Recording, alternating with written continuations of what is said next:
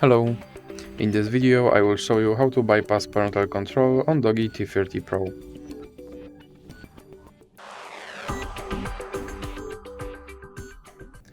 So you have to start with opening your Google application, then click on your avatar and click on Manage your Google account.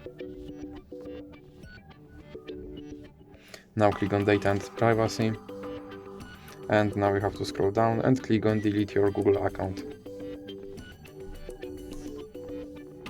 Now you have to enter your password, and now you have to scroll down and check these two checkboxes and click Delete account. And now your account has been deleted, so let's recover it by opening Google Play Store, for example, and then clicking Sign in. Now click Sign in. And here you have to enter your email. And then click Next. Now as you can see, my account is deleted, so click Next. And now let's recover my account by entering password. Now you have to click I agree.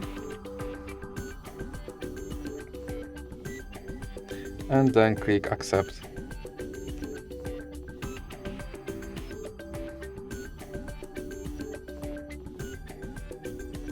And as you can see, my account is recovered. So that's it for this video. If you liked it, please remember to leave a like and subscribe.